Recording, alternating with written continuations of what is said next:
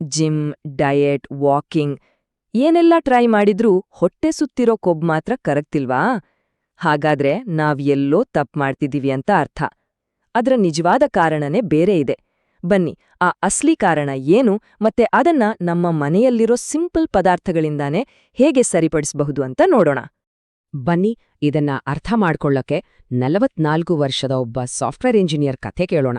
ಅವರಿಗೆ ದಿನಪೂರ್ತಿ ಕೂತು ಕೆಲಸ, ಆದರೂ ಟೈಮ್ಗೆ ಸರಿಯಾಗಿ ಊಟ, ಸಂಜೆ ವಾಕಿಂಗ್ ಎಲ್ಲ ಇತ್ತು.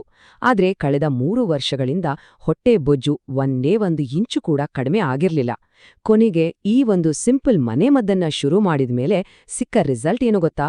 ಕೇವಲ 42 ದಿನಗಳಲ್ಲಿ ಅವರ ಸೊಂಟ ಬರೋಬ್ಬರಿ 3 ಇಂಚ್ ಕಡಿಮೆ ಆಗಿತ್ತು. ಆ ಇಂಜಿನಿಯರ್ ಕತೆ ಅಷ್ಟೇ ಅಲ್ಲ, ಇದು ನಮ್ಮಲ್ಲಿ ಎಷ್ಟೋ ಜನರ ಕತೆ. ಯಾಕಂದ್ರೆ ಹೊಟ್ಟೆಯ ಕೊಬ್ಬು ಅಂದ್ರೆ ಅದು ಬರೀ ನೋಡೋಕೆ ಚೆನ್ನಾಗ್ ಕಾಣಲ್ಲ ಅನ್ನೋ ವಿಷಯ ಅಲ್ಲ, ಅದು ನಮ್ಮ ದೇಹ ಒಳಗಿನಿಂದ ನಮ್ಗೆ ಕೊಡ್ತಿರೋ ಒಂದು ಎಚ್ಚರಿಕೆಯ ಗಂಟೆ. ಮೊದಲಿಗೆ ನಾವು ಹೊಟ್ಟೆ ಬೊಜ್ಜನ್ನ ನೋಡೋ ರೀತಿನೇ ಚೇಂಜ್ ಮಾಡ್ಕೋಬೇಕು. ನಾವು ಜಾಸ್ತಿ ತಿಂದೆದ್ಕೆ ಬೊಜ್ಜು ಬಂತು ಅಂತ ಅನ್ಕೊಂಡಿರ್ತೀವಿ. ಆದರೆ ನಿಜವಾಗ್ಲೂ ಅದು ನಮ್ಮ ದೇಹದ ಒಳಗಡೆ ಡೈಜೆಷನ್, ಹಾರ್ಮೋನ್ಸ್ ಮತ್ತು ಮೆಟಬಾಲಿಸಮ್ ಸರಿ ಇಲ್ಲ ಅಂತ ಕೊಡ್ತಿರೋ ಒಂದು ಸೈಲೆಂಟ್ ಸಿಗ್ನಲ್. ನಾನು ಇದನ್ನ ಸುಮ್ನೆ ಹೇಳ್ತಿಲ್ಲ, ಇದಕ್ಕೆ ಸೈಂಟಿಫಿಕ್ ಪ್ರೂಫ್ ಕೂಡ ಇದೆ. 2022ರಲ್ಲಿ ನಡೆದ ಒಂದು ದೊಡ್ಡ ಮೆಡಿಕಲ್ ಸ್ಟಡಿ ಪ್ರಕಾರ ಹೊಟ್ಟೆ ಬೊಜ್ಜು ಜಾಸ್ತಿ ಆದ ಹಾಗೆ ಇನ್ಸುಲಿನ್ ರೆಸಿಸ್ಟೆನ್ಸ್, ಫ್ಯಾಟಿ ಲಿವರ್ ಮತ್ತೆ ಟೈಪ್ 2 ಡಯಾಬಿಟೀಸ್ ಬರೋ ಚಾನ್ಸಸ್ ಕೂಡ ಡೈರೆಕ್ಟ್ ಆಗಿ ಜಾಸ್ತಿ ಆಗುತ್ತೆ. ಹಾಗಾದ್ರೆ ಈ ಪ್ರಾಬ್ಲಮ್ ಹಿಂದಿರೋ ಅಸ್ಲಿ ವಿಲನ್ ಯಾರು? ನಾವು ಕ್ಯಾಲರಿ ಲೆಕ್ಕ ಹಾಕ್ತಾ ಕೂತ್ರೆ ನಿಜವಾದ ಕಳ್ಳರು ಎಸ್ಕೇಪ್ ಆಗ್ತಾರೆ. ಸೊ ಮೊದಲು ಆ ಮೂಲ ಕಾರಣಗಳನ್ನೇ ಹಿಡಿಯೋಣ ಬನ್ನಿ. ನೋಡಿ, ಹೊಟ್ಟೆ ಕೊಬ್ಬು ಕರಗಿಸೋಕೆ ಬರೀ ಕ್ಯಾಲೋರಿ ಕಮ್ಮಿ ಮಾಡಿದ್ರೆ ಸಾಕು ಅನ್ನೋದೇ ಒಂದು ದೊಡ್ಡ ತಪ್ಪು ಕಲ್ಪನೆ. ಅದಕ್ಕಲ್ವಾ ಎಷ್ಟೇ ಡಯಟ್ ಮಾಡಿದ್ರೂ, ಗಂಟೆಗಟ್ಲೆ ಜಿಮ್ನಲ್ಲಿ ಬೆವರು ಹರಿಸಿದ್ರೂ ಎಷ್ಟೋ ಜನಕ್ಕೆ ರಿಸಲ್ಟ್ ಸಿಗೋದೇ ಇಲ್ಲ. ಹೊಟ್ಟೆ ಬೊಜ್ಜು ಸೇರಿಕೊಳ್ಳೋಕೆ ಮುಖ್ಯವಾಗಿ 3 ಕಾರಣಗಳು. 1, ನಮ್ಮ ಡೈಜೆಷನ್ ಸಿಸ್ಟಮ್ ಸ್ಲೋ ಆಗಿರೋದು. 2, ಟೆನ್ಷನ್ ಜಾಸ್ತಿಯಾದಾಗ ನಮ್ಮ ಬಾಡಿಲಿ ಜಾಸ್ತಿಯಾಗೋ ಕಾರ್ಟಿಸಾಲ್ ಅನ್ನೋ ಹಾರ್ಮೋನ್. ಇನ್ನು 3ನೇದು, ನಮ್ಮ ದೇಹದಲ್ಲಿ ಇನ್ಸುಲಿನ್ ಸರಿಯಾಗಿ ಕೆಲಸ ಮಾಡದೇ ಇರೋದು. ಸರಿ, ಈ 3 ಪ್ರಾಬ್ಲಮ್ಸ್ನ ಒಂದೇ ಸರಿ ಅಟ್ಯಾಕ್ ಮಾಡಕ್ಕೆ ನಮ್ಮ ಆಯುರ್ವೇದದಲ್ಲಿ ಒಂದು ಸಿಂಪಲ್ ಆದ್ರೆ ತುಂಬಾನೇ ಪವರ್ಫುಲ್ ಅಸ್ತ್ರ ಇದೆ. ಅದೇ ತ್ರಿಗುಣ ಕಷಾಯ. ತ್ರಿಗುಣ ಅಂದ್ರೆ 3 ಗುಣಗಳು ಅಂತ. ಅಂದ್ರೆ ಈ ಡ್ರಿಂಕ್ ಒಂದೇ ಸಮಯದಲ್ಲಿ ನಮ್ಮ ಜೀರ್ಣಕ್ರಿಯೆ, ಸ್ಟ್ರೆಸ್ ಹಾರ್ಮೋನ್ ಮತ್ತೆ ಇನ್ಸ್ಯುಲಿನ್ ಸಮಸ್ಯೆ ಈ 3ರ ಮೇಲೂ ಕೆಲಸ ಮಾಡುತ್ತೆ. ಅದಕ್ಕೆ ಇದು ಇಷ್ಟು ಎಫೆಕ್ಟಿವ್. ಹಾಗಾದ್ರೆ ಈ ಮ್ಯಾಜಿಕಲ್ ಡ್ರಿಂಕಲ್ಲಿ ಅಂಥದ್ದೇನಿದೆ ಅಂತ ಯೋಚನೆ ಮಾಡ್ತಿದ್ದೀರಾ? ಬನ್ನಿ, ಇದ್ರೊಳಗಿನ ಆ 5 ಪವರ್ಫುಲ್ ಪದಾರ್ಥಗಳ ಸೀಕ್ರೆಟ್ ಏನು ಅಂತ ಒಂದೊಂದಾಗಿ ನೋಡೋಣ. ನಮ್ಮ ಲಿಸ್ಟ್ನಲ್ಲಿರೋ ಮೊದಲ ಹೀರೋ ಜೀರಿಗೆ. ಇದು ನಮ್ಮ ಬಾಡಿಯಲ್ಲಿ ಇನ್ಸುಲಿನ್ ಚೆನ್ನಾಗಿ ಕೆಲಸ ಮಾಡೋ ಹಾಗೆ ನೋಡಿಕೊಂಡು ಫ್ಯಾಟ್ ಬರ್ನಿಂಗ್ ಪ್ರೋಸೆಸ್ನ ಸ್ಪೀಡಪ್ ಮಾಡುತ್ತೆ. ಇರಾನಿನ ಯೂನಿವರ್ಸಿಟಿಯೊಂದು ಮಾಡಿದ ಸ್ಟಡಿಯಲ್ಲಿ ಇದು ಪ್ರೂವ್ ಆಗಿದೆ. ಆ ಸ್ಟಡಿಯಲ್ಲಿ ಜೀರಿಗೆ ತಗೊಂಡವರು ಕೇವಲ 3 ತಿಂಗಳಲ್ಲಿ ತಮ್ಮ ಬಾಡಿ ಫ್ಯಾಟ್ನ ಬರೋಬ್ಬರಿ 15% ಅಷ್ಟು ಕಡಿಮೆ ಮಾಡ್ಕೊಂಡಿದ್ರು. ಹೌದು, 15%. ಇದಕ್ಕೆಲ್ಲ ಕಾರಣ ಜೀರಿಗೆಯಲ್ಲಿರೋ ಥೈಮೋಕ್ವಿನೋನ್ ಅನ್ನೋ ಪವರ್ಫುಲ್ ಕಾಂಪೌಂಡ್. ನಮ್ಮ 2ನೇ ಇಂಗ್ರೀಡಿಯೆಂಟ್ ಅಜ್ವಾನ ಅಥವಾ ಓಂಕಾಳು. ಊಟ ಆದ್ಮೇಲೆ ಹೊಟ್ಟೆ ಭಾರ, ಗ್ಯಾಸ್ ಅಂತ ಅನಿಸ್ತಾ? ಅದಕ್ಕೆ ಇದು ಬೆಸ್ಟ್ ಸೊಲ್ಯೂಷನ್. ಆಯುರ್ವೇದದ ಪ್ರಕಾರ ಇದು ನಮ್ಮ ಜಠರಾಗ್ನಿಯನ್ನ ಅಂದ್ರೆ ಜೀರ್ಣಶಕ್ತಿಯನ್ನ ಹೆಚ್ಚಿಸುತ್ತೆ.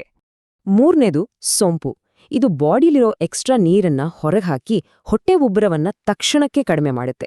ಸ್ಪೆಷಲ್ ಆಗಿ ಹೆಣ್ಮಕ್ಳಲ್ಲಿ ಹಾರ್ಮೋನಲ್ ಇಂಬ್ಯಾಲೆನ್ಸಿಂದ ಬರೋ ಬೆಲ್ಲಿ ಫ್ಯಾಟ್ಗೆ ಇದು ತುಂಬಾ ಒಳ್ಳೆದು.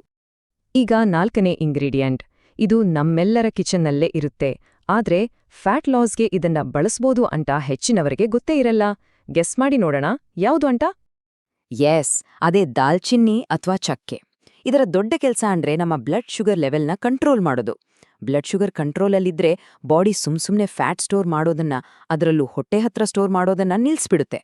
ಮತ್ತು ಕೊನೆಯದಾಗಿ ನಮ್ಮ 5ನೇ ಇಂಗ್ರೀಡಿಯೆಂಟ್ ಶುಂಠಿ. ಇದನ್ನ ಥರ್ಮೋಜೆನಿಕ್ ಅಂತಾರೆ.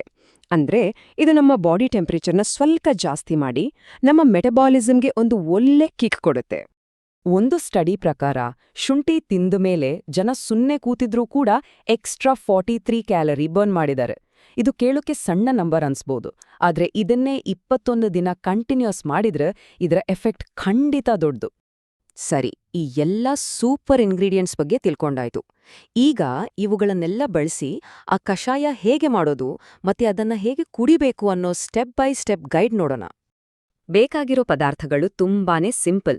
1 ಟೀ ಸ್ಪೂನ್ ಜೀರಿಗೆ, ಅರ್ಧ ಟೀ ಸ್ಪೂನ್ ಅಜ್ವಾನ, ಅರ್ಧ ಟೀ ಸ್ಪೂನ್ ಸೋಂಪು, 1 ಚಿಕ್ಕ ಪೀಸ್ ದಾಲ್ಚಿನಿ ಮತ್ತೆ 1 ಇಂಚ್ ಶುಂಠಿನ ಜಜ್ಜಿಟ್ಕೊಳ್ಳಿ. ಜೊತೆಗೆ 2 ಗ್ಲಾಸ್ ನೀರು ಬೇಕು. ಮಾಡುವ ವಿಧಾನ ಕೂಡ ಅಷ್ಟೇ ಸುಲಭ. ಮೊದಲು ಜೀರಿಗೆ, ಅಜ್ವಾನ, ಸೋಂಪನ್ನ 1 ನಿಮಿಷ ಡ್ರೈ ರೋಸ್ಟ್ ಮಾಡ್ಕೊಳ್ಳಿ.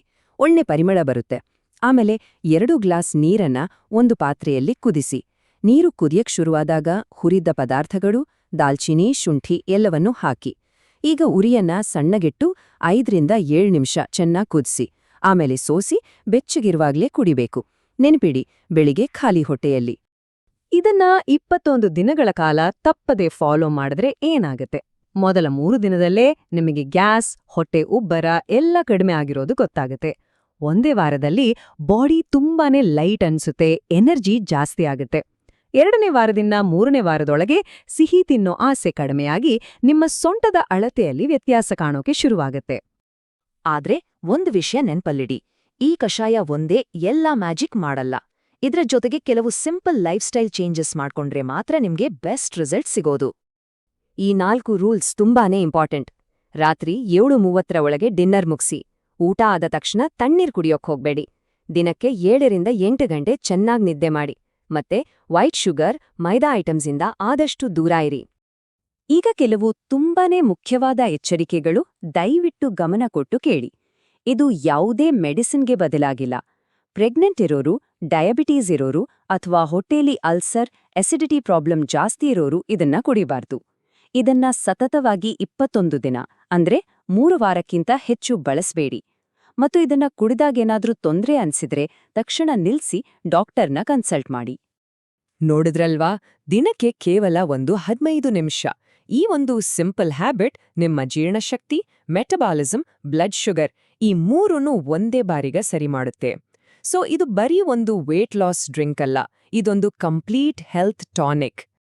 ಈ ಮಾಹಿತಿ ನಿಮ್ಗೆ ಇಷ್ಟ ಆಗಿದ್ರೆ, ಯೂಸ್ಫುಲ್ ಅನ್ಸಿದ್ರೆ ದಯವಿಟ್ಟು ಈ ಪ್ರಯತ್ನಕ್ಕೆ ಒಂದು ಲೈಕ್ ಕೊಡಿ. ನಿಮ್ಮ ಹಾಗೆ ಈ ಸಮಸ್ಯೆಯಿಂದ ಬಳಲುತ್ತಿರೋ ನಿಮ್ಮ ಫ್ರೆಂಡ್ಸ್ ಮತ್ತೆ ಫ್ಯಾಮಿಲಿ ಜೊತೆ ಶೇರ್ ಮಾಡ್ಕೊಳ್ಳಿ.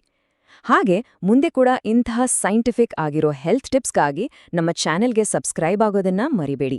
ಧನ್ಯವಾದಗಳು.